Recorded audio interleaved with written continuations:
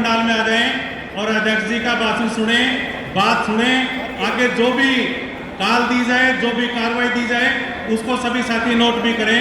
साथी धर्मवीर फोगाट जी।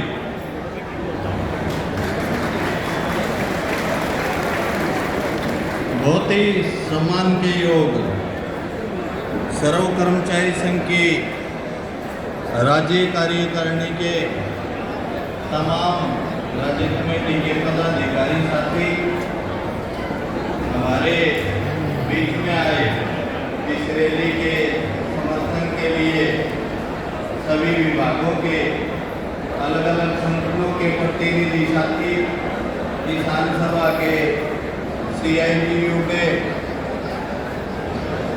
Directorate secretariat की तालमेल कमेटी के कर्मचारी महासंघ के और पेंशन बहाली संघर्ष समिति के जो भी नेतागण हमारे को इसमें समर्थन, कॉलेज टीचर्स के प्रतिनिधि जो भी हमारी इस रैली को समर्थन देने के लिए आए हैं, उन सब का मैं सर्व कर्मचारी संघ हरियाणा की तरफ से धन्यवाद करता हूँ, आभार व्यक्त करता हूँ।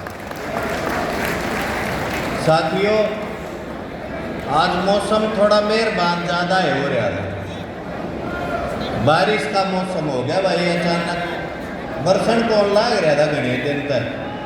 सर्दी में रिक्वायरमेंट बहुत हो, सर्दी वाली फसलान बरसात की। राम मेहरबान हो गया, आज हमारे तो तड़के तड़के ला गया बरसन में।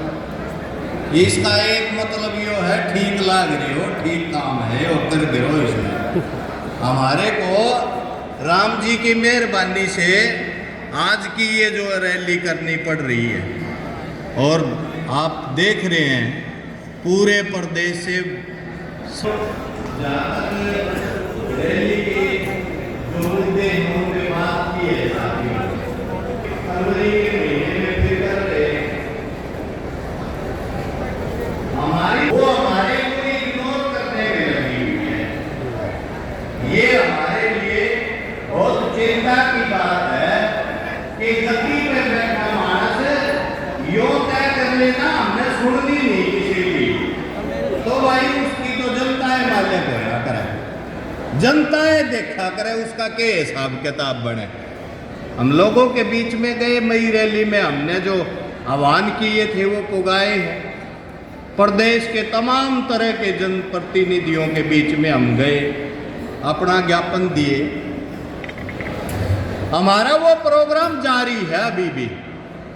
हम जब भी खाली होंगे फिर उससे काम का लागांगे, और काम का लागण का अवसर भी आ गया। ही बात इकट्ठे होके लोकतंत्र का महापर्व है हमारे देश में।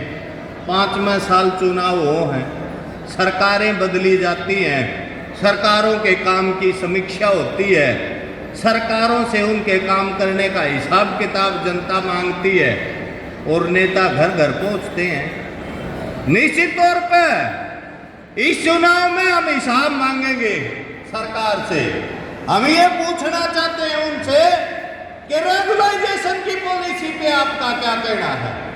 मैं तमाम भाई बहन जो इस रैली में आए हैं, मैं आपसे आग्रह करता हूं, ये सवाल पूछा जाना चाहिए कि रेगुलाइजेशन को लेके उनकी क्या नीति है।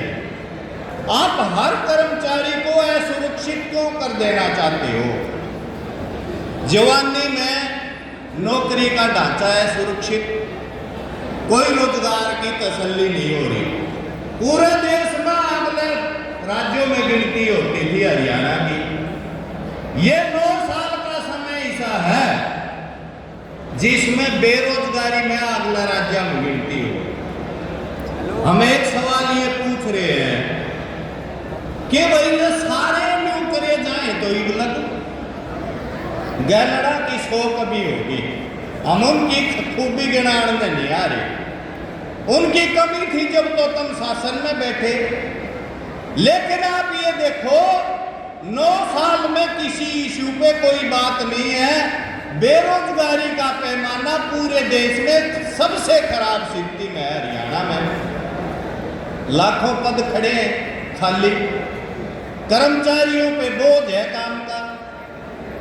हमारे पटवारी भाई पिछले 1 महीने से ज़्यादा समय से आंदोलन में हैं, अपनी मांगों को लेके धरने प्रदर्शन लगातार कर रहे हैं, कोई सुनवाई नहीं है।